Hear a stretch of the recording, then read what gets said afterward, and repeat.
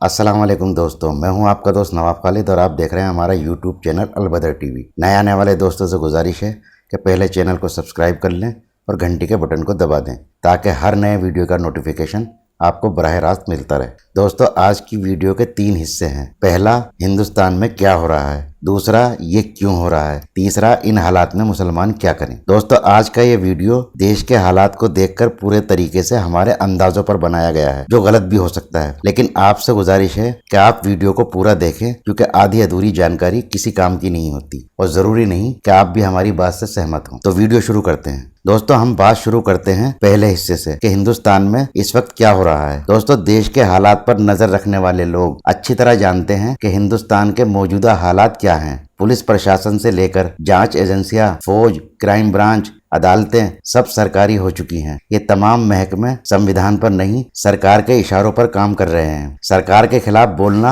अब देशद्रोह जैसा संगीन जुर्म बन चुका है। विपक्ष निकम्मेपन की तमाम हदों को पार कर चुका है। ऐसा लगता है मौजूदा सरकार ने मुल्क को इलेक्शन में नहीं जीता है, बल्कि विपक्ष को पैसे देकर देश खरीदा है। जिन मुद्दों पर विपक्ष सरकार को घेरने का काम करता है, अक्सर देखा गया है कि विपक्ष उन मुद्दों पर बिल्कुल खामोश रहता है। दूसरी तरफ सरकार रोज किसी न किसी देश के इदारे को निजी कंपनियों को बेच रही है या ठेके पर दे रही है। Indian oil, Bharat petroleum, shipping corporation, air India, railway जैसे इदारे निजीकरण की लाइन में लगे हुए हैं और न जाने कितनी कंपनियां पहले ही निजीकरण में जा चुकी हैं। कुल मिलाकर इस वक्त मुल्क पर पूरे तरीके से कारपोरेट जगत हावी है। ये देश के मौजूदा हालात हैं, जिससे लगभग देश का ज्यादातर नागरिक वाकिफ है। दोस्तों, अब आते हैं वीडियो के दूसरे हिस्से पर कि आखिर ऐसा क्यों किया जा रहा है और इससे किसको फायदा और क्या फायदा हो सकता है। दोस्तों, इसको समझने के लिए हमें इतिहास में पीछे जाना होगा, इतना पीछे कि जब दुनिया में ये डेमोक्रेसी, जमहूरियत या प्रजातंत्र नाम का कोई सिस्टम नहीं था। राजा महाराजा हुकूमत करते थे,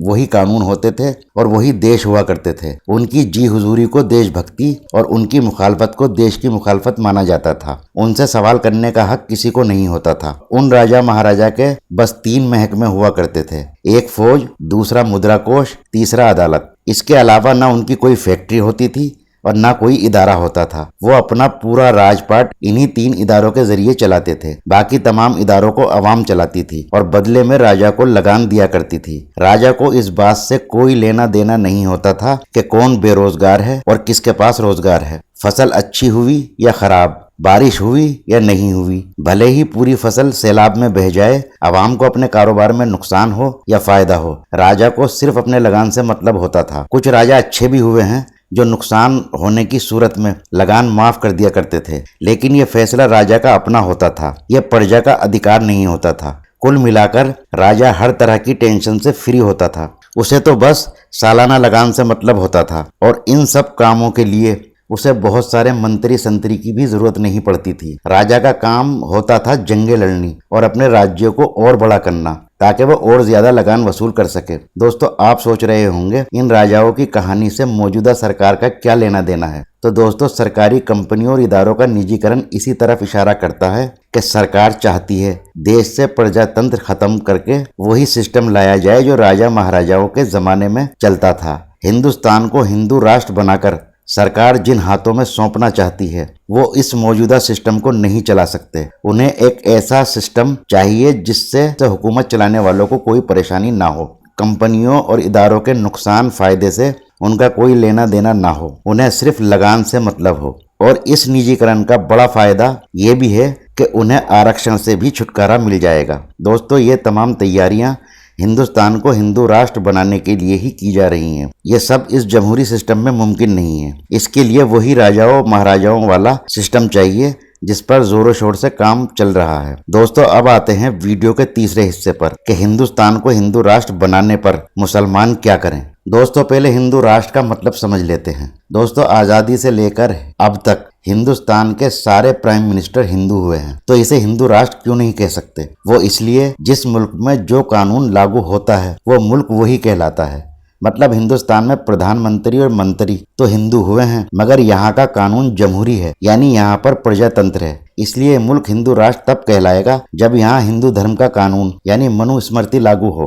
वरना तब तक ये एक डेमोक्रेटिक मुल्क ही कहलाएगा। दोस्तों, अब सवाल ये उठता है कि जब सरकार हिंदुस्तान को हिंदू राष्ट्र बनाने का ऐलान करे तो मुसलमानों को क्या करना चाहिए? क्या मुसलमानों को सड़कों पर आकर एहतजाज करना चाहिए, लाठियां और गोलियां खानी चाहिए और बाद में जेल और कोर्ट कचहरी के चक्कर काटने चाहिए? दोस्तों, जिस दिन हिंदुस्तान को हिंदू राष्ट्र बनाने का ऐलान होगा उस दिन तुम्हें बलि का बकरा बनाने के लिए बहुत लोग आपके पास आएंगे, जिनमें सियासी पार्टियों के लोग होंगे, खुद को सेकुलर कहने वाले लोग होंगे, कुछ हमारी कौम के दलाल लोग भी होंगे, कुछ सरकारी मौलाना भी होंगे जो आज भी विदेशों तक में जाकर सरकार के हर काम की सफाई देते हैं। खुद को सेकुलर कहने वाले हिंदू भी होंगे, आरक्षण वाले भी होंगे और आजादी गैंग वाले भी होंगे। कुछ गंगा जमनी तहजीब वाले मुसलमान भी होंगे जो आपको आकर कहेंगे कि हमने अगर एहतजाज नहीं किया तो हमारे सारे अधिकार खत्म हो जाएंगे और आप लोगों को सड़कों पर लाने की कोशिश करेंगे। उनसे कहना कौन से अधिकार खत्म हो जाएंगे? वो कहेंगे